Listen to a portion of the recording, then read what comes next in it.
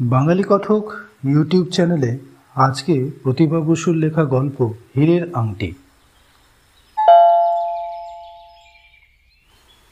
দরজা খুলে সন্দীপ খুশির গলায় বলে উঠল, এই তো বিকাশ মামা এসে গেছেন। কি হয়েছিল, এতদিন আসনি কেন? মা তো ভেবেই অস্থির। ভালো আছেন তো? তোরা সব ভালো তো? বিকাশ মামা ঘরে ঢুকে এলেন। বসার ঘরে নিয়ে বসাতে বসাতে সন্দীপ বলল, আমরা সবাই ভালো। আপনার ভক্ত হনুমানটি, সে তো একজোড়া নতুন তাস কিনে এনে বসে আছে। কবে তার মামা দাদু এসে তাকে তাসের ম্যাজিক শেখাবে। কোথায় সে? এবার তার ক্লাস 10 হলো, নতুন ক্লাসে উঠেছে, নতুন বই কেনা হয়েছে, মহা উত্তেজিত। দাঁড়ান, ডাকছি। ডাকার আগেই ভক্ত হনুমান হাজির। তুমি এসেছো মামা দাদু? তুমি আমাকে সেদিন যে দুটো খেলা শিখিয়ে দিয়েছিলে, সেই দুটো খেলা দেখিয়ে আমি সারা স্কুল মাত করে ফেলেছি। আজ আরও দুটো খেলা শিখিয়ে দিয়ে যেতে হবে, নইলে আর মান থাকছে না। নিশ্চয়ই শিখিয়ে দেব। তোমার দিদা কোথায়? ডাকো তাকে আগে। বিকাশ মামা সন্দীপের আত্মীয় মামা, কিন্তু নিজের মামার মতোই। হৈমন্তী দেবী নিজের ভাইয়ের সঙ্গে এই ভাইয়ের কোনো তফাৎ করেন না, বরং এই ভাইয়ের সঙ্গে বেশি দেখাশোনা হয় বলে সম্পর্কও নিকটতর। উনি থাকেন কলকাতা থেকে 2 ঘন্টা দূরের পথ লক্ষ্মীগঙ্গাপুরে। আবার সপ্তাহে 2-3 দিন তো আসেনি, আবার বিপদ আপদেও বুদ্ধি পরামর্শ নিতে ছুটে আসেন। এবার এলেন প্রায় 17-18 দিন বাদে। হৈমন্তী দেবী এসে বললেন, কিরে, কি হয়েছিল তোর? এতদিন আসিসনি কেন? আমি তো ভাবছিলাম আমি চলেই যাই অন্তুকে নিয়ে। বিকাশ মামা বললেন, গেলে না কেন? খুব ভালো হতো। বড্ড অশান্তি চলছে বাড়িতে। কেন, কি হয়েছে? আমাদের নীলকান্তমণির আংটিটা হারিয়ে গেছে। সে কি? হৈমন্তী দেবী চমকে গেলে। তোদের 200 বছরের পুরনো আংটি, 14 পুরুষ ধরে তোরা এই নীলা ব্যবহার করে আসছিস। কি দামি পাথর! এই হিরে এখন তুই পাবি কোথায়? তা হ্যাঁ রে, কেমন করে হারালো? সেটাই তো রহস্য। তোমাদের বাড়ি যেদিন শেষ এলাম, হ্যাঁ, সেদিন তোর আঙুলে ছিল ওটা। কেউ তো এমন হিরে দেখেনি। সবাই দেখলো কত বড় একটা মার্বেলের মতো হিরে কি ঝিলিক দিচ্ছিল। দুঃখিত স্বরে বিকাশ মামা বললেন, মিউজিয়াম থেকে লোক এসেছিল ওটা নেবার জন্য। একটা সাংঘাতিক দামের অফার দিচ্ছিল, কিন্তু ওটা দাম তো আর টাকাই হয় না। ওটা ধারণ করলে আমরা তার চেয়ে অনেক বড় সৌভাগ্যকে ধরে রাখতে পারি। সব সময় ব্যবহার করি না, নানা কারণে কিছুদিন যাবৎ ওটা ধারণ করছিলাম। গেল, আর যেতে না যেতে 2টো দুর্ঘটনা। কি? বম্বেতে ছেলের একটা অ্যাক্সিডেন্ট হয়েছিল। ঈশ্বরের দয়ায় প্রাণে বেঁচেছে। হয়নি কিছুই, তবে 7 দিন হাসপাতালে থাকতে হয়েছে। আর এদিকে সেই রাতেই শুভ্র একেবারে বিধ্বস্ত হয়ে বাড়ি ফিরল। জামা ছেঁড়া, হাতে রক্ত। খেলার মাঠ থেকে কারা যেন ডেকে নিয়ে গিয়ে নির্জন রাস্তায় খুব মেরেছে। তোমার ভাতৃবধূ তো প্রায় শয্যা নিয়েছেন। তুমি একবার যাবে আমাদের ওখানে। তুমি 2-1 দিন থেকে এলে বাড়ির হাওয়াটা অন্তত একটু হালকা হবে। হৈমন্তী দেবী বললেন, নিশ্চয়ই যাব। তুই পুলিশকে খবর দিয়েছিস তো? যা করার সব করেছি। কর্তাদের দরজায় ঘুরে ঘুরে পায়ের চটি ছিঁড়ে ফেলেছি। তুই সতীশকে চিনিস? তোর জামাইবাবুর বন্ধুর ছেলে, সতীশ বর্মন। ঠিক মনে পড়ছে না। ডিটেকটিভ ডিপার্টমেন্টে বেশ হোমরা চোমরা লোক। হঠাৎ হঠাৎ আসে আমার। আচ্ছা দাঁড়া, আমি তাকে একটা ফোন করি। করলেন, পেলেনও, কিন্তু তখনই কলকাতার বাইরে কোনো ষড়যন্ত্রের মামলায় আসামিকে ধরতে যাচ্ছেন বলে 2-1 দিন বাদে আসবেন বললেন। লক্ষ্মীগঙ্গাপুর জায়গাটা খুব সুন্দর, একেবারে গঙ্গার ধারে। বিকাশ মামার বাড়িটাও খুব সুন্দর, একতলা ছোট্ট বাড়ি। এটা তিনি পরিবার থেকে আলাদা হয়ে নিজে করেছিলেন। পূর্বপুরুষেরা কিঞ্চিৎ তালুক মুলুকের অধিকারী ছিল বলেই এদের খেতাব তালুকদার। এখন আর বিশেষ কিছু নেই, যে যার করে কমে খায়। ঘরবাড়ি জমি জমা সব ভাগাভাগি হয়ে গেছে। বিকাশ তালুকদার ব্যবসা করেন, ব্যক্তিগতভাবে বেশ সচ্ছল। একটি মাত্র ছেলে, সেও বেশ উপযুক্ত, বম্বেতে থাকে। বাড়িতে এখন তিনি, তার স্ত্রী আর তার ভাগ্নে শুভ্র ছাড়া আর কেউ নেই। শুভ্র জন্ম থেকেই মামা মামির কাছে মানুষ হয়েছে। শুভ্র পেটে থাকতেই তার বাবা মারা যায়। মা মারা যায় তখন তার বয়স 3 বছর। মামা মামি তার মা বাবা। মামা মামিরও সে নয়নমণি, তাদের নিঃসঙ্গ জীবনের অবলম্বন। হৈমন্তী দেবী পরের দিন সকালে উঠেই চলে এসেছেন এখানে। অন্তুর সঙ্গে এসেছে। অন্তু এখন ছোট নেই, রীতিমতো ক্লাস 10-এর ছাত্র। প্রায় 6 ফুট লম্বা, তীব্র বুদ্ধি, দেখতে সুন্দর। ঠিক ছিল বন্ধুদের সঙ্গে দীঘা যাবে 2 দিনের জন্য, কিন্তু তা না গিয়ে দিদা বলা মাত্র চলে এলো এখানে। দিদা বলা মাত্রই এলো বলে সে যে এখনো আগের মতো দিদা ছাড়া চোখে অন্ধকার দেখে তা নয়। এখন তার অন্য জীবন, অন্য মন, অন্য আড্ডা। এখন আর গোয়েন্দা গল্পের পোকা নেই। অনেক জরুরি বই পড়ে ফেলেছে। একটি হাতে লেখা পত্রিকা বার করেছে, যার নাম নতুন তরুণ। একটা গল্পও লিখেছে। তবু সে এলো তার কারণ কয়েকটা ম্যাজিক শেখা তার বিশেষ দরকার। আর নীলা চুরি যাওয়ার ব্যাপারটারও কৌতূহল রয়েছে। ঠাট্টা করে মামা দাদু বললেন, এই যে আমাদের খুদে ডিটেকটিভ চলে এসেছে, আর ভয় নেই। শুভ্র, বাড়িটা ভালো করে ঘুরিয়ে দেখাও, ঠিক বার করে দেবে। এ কথায় অন্তু লজ্জিত হলো। ছোটবেলায় কবে কি করেছে তাই নিয়ে এখনো সবাই কেবল ঠাট্টা করে। শুভ্রতার সঙ্গে দেখতে বেরোলো ঠিকই, কিন্তু বাড়িটা ঘুরে দেখতে নয়, পাড়াটা। গঙ্গার ধারে গিয়ে বটগাছ তলায় বসতে ভীষণ ভালো লাগলো। শুভ্র ফুটবল খেলায় বেশ পটু, অন্তু যা একেবারে পারে না। এই জন্য সে বরাবরই শুভ্রতার ভক্ত। শুভ্র তার চেয়ে 5 বছরের বড়। সদ্য 12 ক্লাস পাশ করেছে। স্থানীয় কলেজেই এখন বিএ ক্লাসের ছাত্র। উদাস গলায় শুভ্র বলল, গঙ্গার জলের দিকে তাকালে আমার কি ইচ্ছে করে জানিস? কি? মনে হয় 1 ডুবে 7 সমুদ্র 13 নদী পার হয়ে একেবারে সেখানে চলে যায়। অন্তু ভাবল শুভ্রতা বুঝি মৃত্যুর কথা বলছে। হেসে বলল, এত দুঃখ তোমার, কি যে একেবারে সেখানেই চলে যাবে? শুভ্র বলল, দুঃখ না হোক, সুখেই বাকি। বাড়ির যা হাল হয়েছে আংটিটা হারিয়ে। সে তো হবেই। ওরকম একটা দুষ্প্রাপ্য নীলা, তার উপর কতকালের পুরনো স্মৃতি। আমারও খুব কষ্ট হচ্ছে। আমারও তো হয়েছে। আমি 7 সমুদ্র 13 নদী পার হয়ে আমেরিকায় যেতে চাই। এখানকার কোনো কিছুই আমার ভাল লাগে না। তুমি আমেরিকা যেতে চাও? আমি অন্যরকম ভাবছিলাম। বেশ তো, এখন তো ওখানে যাব খুব সহজ। সহজ? টাকাটা কে দেবে চাঁদু? স্যার দিলে না কেন? ভালো করে পাশ করলে হয়তো একটা স্কলারশিপ পেয়ে যেতে। বাদ বাকি খরচ মামা দাদু দিয়ে দিতেন। আমি পাবো স্কলারশিপ? হাসতে হাসতে বলল শুভ্র, আমি কবার ফেল করেছি জানিস? তবু মামি আর মামাবাবু আমাকে পড়াবেই পড়াবে। বলে বিয়েটা অন্তত পাশ কর, নইলে তো কোনো চাকরিই পাবি না। আমি যেন চাকরির জন্য অস্থির। চাকরি করে কি কখনো বড়লোক হয়? অন্তু প্রসঙ্গ বদলে বলল, পুলিশ কি বলছে? পাথরটা ওরা বার করে দিতে পারবে তো? তোমার কি মনে হয়? দূর তো, ওরা কি ওসব পারে নাকি? কোনোদিন শুনেছিস? অত সহজ নয়। সেদিন পুলিশের লোকজন এসে কত রঙ্গ দেখালো, এদিকে কাজ হয় না কিছুই। কাল তো নিশীথ বর্মন আসবেন। আরে আসুক আসুক, ওসব বর্মন টর্মন আমার দেখা আছে।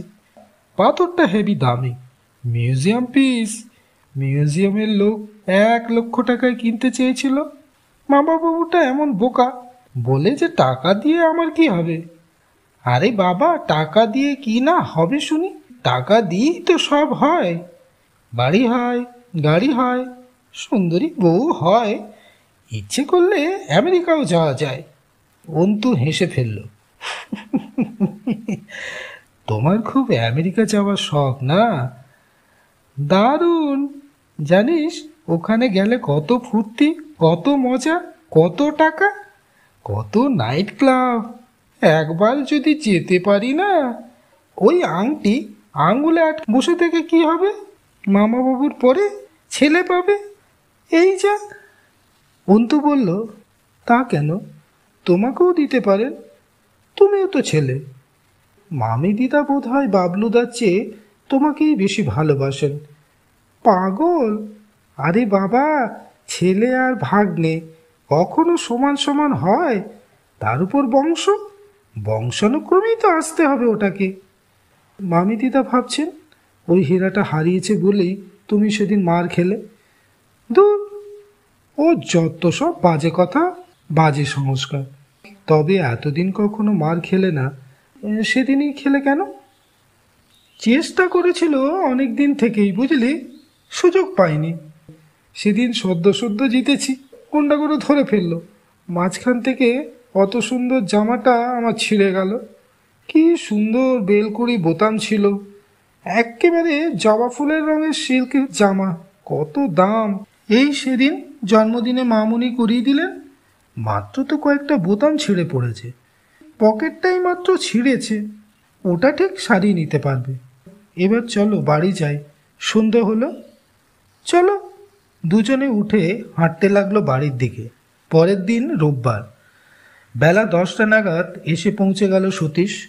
ছুটির দিন এই আউটিংয়ের আমন্ত্রণ পেয়ে খুব খুশি হয়েছে। চৈতালি দেবী একটা চিঠি লিখে আমন্ত্রণ জানিয়ে বলেছিলেন কলকাতা থেকে মাত্র 2 ঘন্টার রাস্তা, গঙ্গা একেবারে বাড়ির পাশ দিয়ে বয়ে যায়, এখানে এসে কয়েকটা দিন কাটিয়ে যাও, খুব ভালো লাগবে। এটা আমার ভাইয়ের বাড়ি। তোমার জন্য ইলিশ মাছের পাতুরি আর চিংড়ি মাছের মালাইকারি রান্না করব আমি, যা তুমি সবচেয়ে বেশি ভালোবাসো। আর যে জরুরি কথাটা তোমাকে বলবো সেটা এখানে এলেই জানতে পারবে। লক্ষ্মী গঙ্গাপুরে পৌঁছে সতীশ চিঠিটায় আরেকবার চোখ বুলালো, ডিরেকশন দেখে নিল। তারপর ফিয়েট গাড়ি এসে থামল বিশাল তালুকদার বাড়ির দরজায়। বলাই বাহুল্য কাকিমার হাতের পছন্দসই রান্না খেয়ে খুবই খুশি হলো। বাড়ির লোকজনদেরও খুব ভালো লাগলো। তারপর আসল কথা শুনল। বিকাশবাবুই বললেন, পুলিশের লোকজন 2 দিন আগে এসে ঘুরে ফিরে দেখে গেছে সব। হৈমন্তী দেবী বললেন, তুমি যদি তোমার অফিসারদের একটু মনোযোগ দিতে বলো, আমার মনে হয় তাতে অনেক বেশি কাজ হবে। চিন্তা করে সমীর বলল, আচ্ছা, মিউজিয়ামের ভদ্রলোক যখন পাথরটার বিষয়ে দাম বলছিলেন, তখন কি ঘরে কোনো তৃতীয় ব্যক্তি উপস্থিত ছিল? বিকাশ বললেন, না বোধ হয়, শুভ্র কলেজে চলে গেছে, আর পঞ্চানন সে সময় তো রান্নাঘরেই ছিল।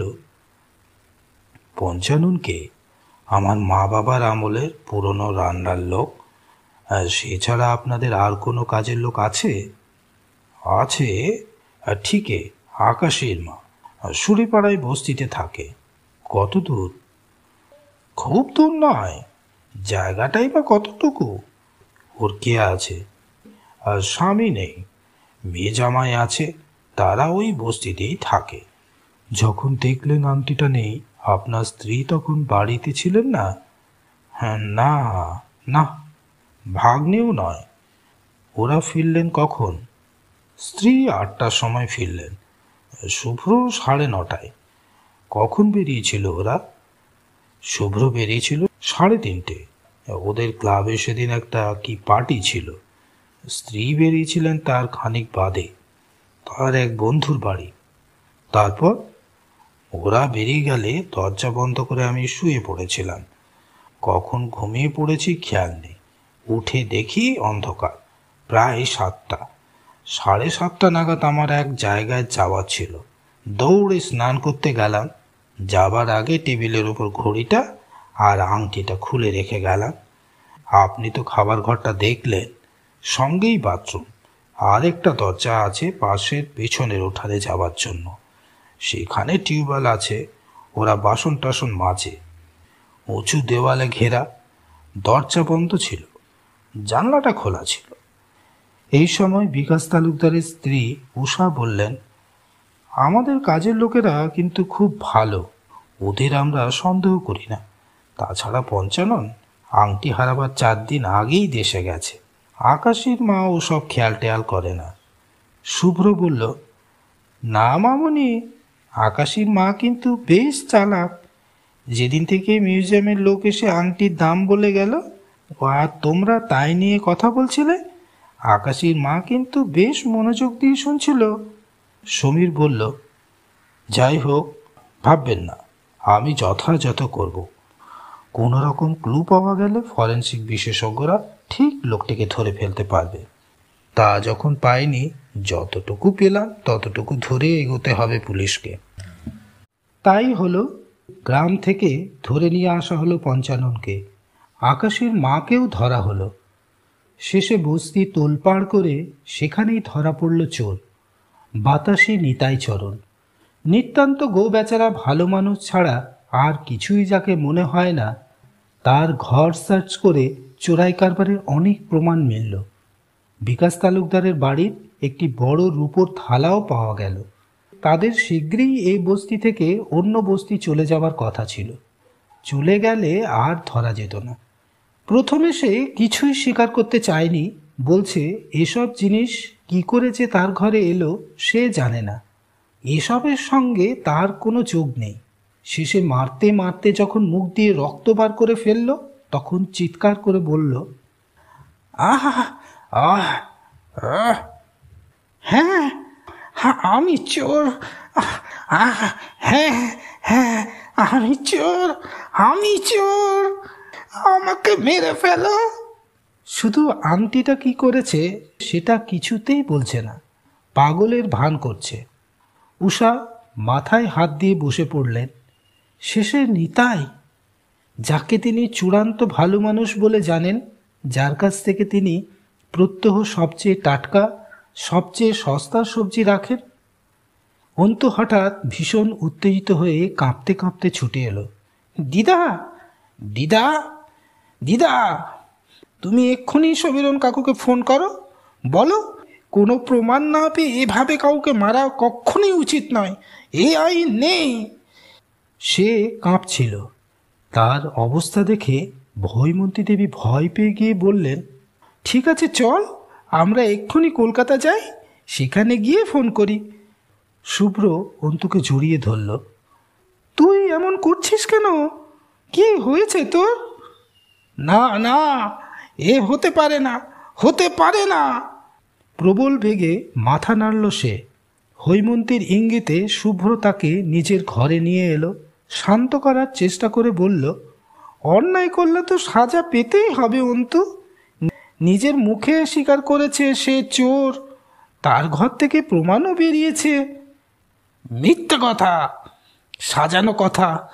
যে চোর সেই ওকে এইভাবে চোর সাজিয়েছে। তবে কে চোর? সুব্রতা। সুব্রতা, আমি তোমাকে ভালোবাসি। অন্তুর গলা ভেঙে এলো।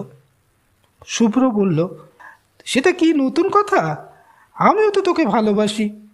সেই জন্যই বলছি, যা হয়েছে বিনা অপরাধে মানুষগুলোকে আর তুমি শাস্তি দিও না। মার খেতে খেতে যে লোকটা পাগল হয়ে গেল, এখনো তুমি চুপ করে থাকবে মানে? শুভ্র ছিটকে উঠে দাঁড়ালো।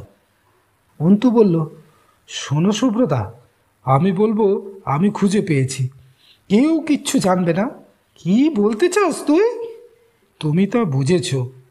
তার মানে তুই আমাকে চোর বলছিস? শুভ্র দাঁতে দাঁত পিষল, বড় বড় নিঃশ্বাস নিল। তারপর তার ফর্সা রং লাল টকটকে হয়ে গেল। তেমনই স্বরে বলল, হ্যাঁ, তুমি ওটা আমাকে দিয়ে দাও, আমি যেভাবে পারি তোমাকে রক্ষা করব। আমার দিদা সব ঠিক করে দেবে। কি প্রমাণ তুই পেয়েছিস যে এরকম একটা ভয়ঙ্কর গ্রহিত অপবাদ দিয়ে আমাকে অপমান করার চেষ্টা করছিস? এখনো তুমি যদি না স্বীকার করো, নিরপরাধ লোকগুলোকে যদি না বাঁচাও, আমি কিন্তু সমীরণ কাকুকে সব বলে দেব। কি বলবি তুই? পাজি ছেলে, তোর এত বড় স্পর্ধা! আমি প্রমাণ পেয়েছি। কি প্রমাণ পেয়েছিস তুই? আমি তোমাদের বাড়িটা খুব ভালো করে একদিন খুঁজেছি। 3টে জিনিস চোখে পড়েছে আমার। এক, তোমাদের খাবার ঘরের জানালার তলায় নর্দমার মধ্যে একটা বাঁকানো লোহা, যেরকম বাঁকানো লোহা দিয়ে কয়লার উনুন খোঁচায়। 2, উঠোন ঘেরা করা উঁচু প্রাচীরের মাথায় কোণের দিকে একটা পেরেকের মাথায় লাল সিল্কের টুকরো। 3, তার ঠিক নিচেই মাটিতে কাদায় মাখামাখি হয়ে থাকা এক ছোট্ট বেলকুড়ি বোতাম। এই তোর প্রমাণ? হ্যাঁ, এই আমার প্রমাণ আর আমার আন্দাজ, এবং দিন কতক ধরে তোমাকে স্টাডি করা। কি স্টাডি করেছিস তুই আমাকে জানিস? তোর এই মিথ্যা কথা বলার জন্য মেরে তোর হাড় গুড় ভেঙে দিতে পারি। না, পারো না। আমি বলছি, মামা দাদু যখন তার ঘড়ি আংটি খুলে খাবার টেবিলের উপর রেখে বাথরুমে গেলেন, তুমি তক্ষুনি ফিরে এসে পেছনের দেওয়াল টপকে বাড়িতে ঢুক। তুমি লেখাপড়া করো না, নানা বাজে সঙ্গ মেশো বলে মামা দাদুর কড়া অর্ডার ছিল 6টার মধ্যে খেলাধুলা সেরে বাড়ি এসে তোমায় পড়তে বসতে হবে। তুমি প্রায়ই এরকম দেরি করে এসে দেওয়াল টপকে ভেতরে ঢোকো। পেছনের দরজাটা সাধারণত খোলাই থাকে। নিঃশব্দে ঢুকে নিজের ঘরে গিয়ে ভালো ছেলের মতো বই মুখে বসে থাকো। দিদিমাও তোমাকে এই বিষয়ে আশকারা দেন মামার বকুনি থেকে রক্ষা করার জন্য। সেদিনও তাই করেছিলে। তুমি ভেবেছিলে দরজা বন্ধ থাকবে, দিদিমার বদলে মামা দাদু বাড়িতে থাকবেন, তাই দরজায় টোকা না দিয়ে জানালায় উকি মারলে। উকি মেরেই আংটিটা তোমার চোখে পড়ল। তার আগে পর্যন্ত কিছুই ভাবনি, কিন্তু আংটিটা দেখেই তোমার মনে হলো এ তোমার আমেরিকা যাওয়ার পাথেয়। এখন যদি নিয়ে পালাতে পারি, কে ধরবে আমাকে? সঙ্গে সঙ্গে হাত বাড়ালে, হাতে পেলে না। ওই কয়লার উনুনের খোঁচাটা দিয়ে টেনে নিলে, তারপর ওটা নর্দমার মধ্যে ফেলে দিয়ে যখন আবার তাড়াহুড়ো করে দেওয়াল টপকাতে যাচ্ছ, তখনই পেরেক লেগে তোমার জন্মদিনের সিল্কের নতুন জামাটার বুকের কাছে ছিঁড়ে গিয়ে একটি টুকরো লেগে রইল সেখানে, আর বোতামটা পড়ে গেল নিচে। শুভ্র এক দৃষ্টিতে তাকিয়ে থেকে বলল, আর ওই যে নিতাইয়ের বাড়িতে সব চোরাই মাল পাওয়া গেল, রূপোর থালা পাওয়া গেল, তার কি হবে? আমি সেটা নিয়ে ভাবিনি, কিন্তু বুঝতে পারছি এটা নিজেকে রক্ষা করার জন্য তোমারই কৌশল। তুমি তো সত্যি ক্রিমিনাল নও, চুরি তোমার পেশা নয়, হঠাৎ হয়ে গেছে, তারপর আর সামলাতে পারছো না। সহসা দুহাতে মুখ ঢাকল শুভ্র, সরু গলায় কেঁদে ফেলে বলল, আমাকে বাঁচা অন্তু, আমি আর পাচ্ছি না। এই নীলা আমাকে প্রতি মুহূর্তে মেরে ফেলেছে, আমি এটা চাই না। প্যান্টের কোমরে হাত ঢুকিয়ে কোথায় কোন লুকোনো জায়গা থেকে সে বার করে আনলো নীলার আংটিটা। আর এখানেই শেষ হলো আজকের গল্প, হীরের আংটি।